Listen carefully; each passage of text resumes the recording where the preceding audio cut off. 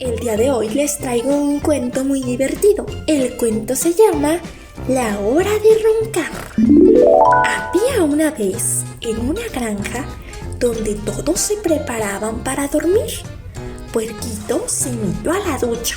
¡Ay, me tengo que duchar antes de vaya de dormirme!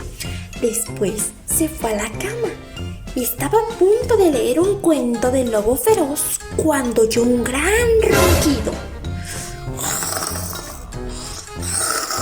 ¡Ay, qué será ese ruido tan feo! ¿Quién estará dormido?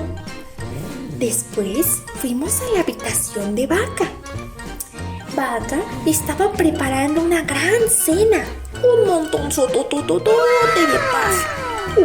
Tengo que comer para después irme a la cama para que esta panza no ruja. Se comió su comida y se preparó. Se puso su antifaz para dormir, pero se empezó a oír el ruido.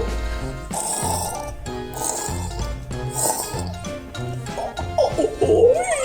¿Pero quién ronca así? ¡Ay, qué ruido! ¡Qué miedo! ¡Qué miedo! Después fuimos a la casa de Caballo.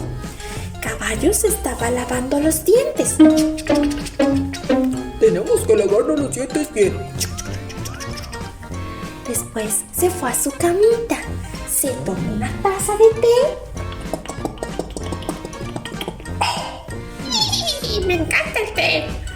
Pero escuchó el ronquido también.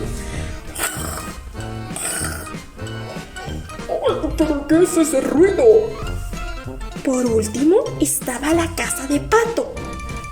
Pato era muy friolento. Tengo que cerrar todas las ventanas. Después se fue a la cama, se puso crema de laguna de charco. Ahora sí, a dormir. ¡Ay! ¿Pero qué es ese ruido? ¡Chispas! Y adivinen quién era el responsable de esos grandes ronquidos. Pues era el lobo.